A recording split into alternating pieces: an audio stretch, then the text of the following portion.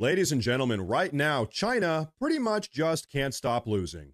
You see, as things currently stand, President Trump has imposed an absolutely crippling 145% tariff on all goods coming out of China, and as a consequence, China's economy is pretty much in shambles. Because of President Trump's tariffs, the Chinese currency is valued at its lowest level since 2005, almost 20 years, and right now the Chinese stock market has actually cratered out more than our own stock market. So like I said, right now, China's economy is pretty much imploding.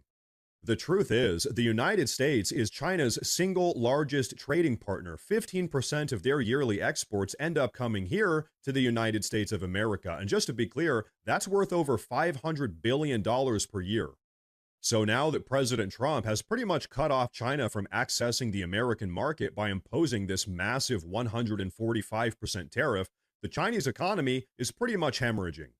And so this is why right now China is absolutely scrambling and practically begging to make a deal with President Trump. Here's the truth. President Trump ingeniously called China's bluff. He knew that China needs the United States more than the United States needs China. And so now China has come crawling back. They're begging to make a deal with President Trump, which means that his entire tariff plan has now been entirely vindicated. Now, folks, we have a lot more to talk about today, but first I want to say, if you guys enjoyed the daily news updates, please consider subscribing to the channel because it really does help a ton with my daily struggle against the YouTube algorithm.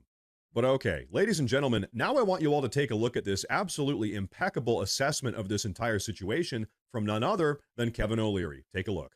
Hey, Kevin, what's your reaction to this now?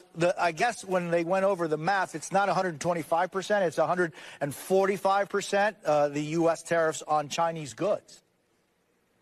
I've been an advocate for raising it to 400% in one move to force Xi to the table, because this narrative with China is not just about tariffs. Since China joined the WTO in 2020, or it's actually 2000, they have not abided by the rules in any single year.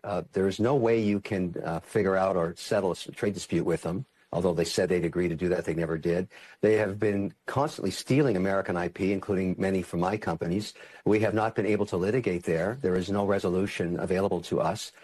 They are using our financial markets. I have to compete with Chinese companies that don't abide by GAAP, listing on NASDAQ and the New York Stock Exchange for investors' dollars, and I am forced to comply, and they're not.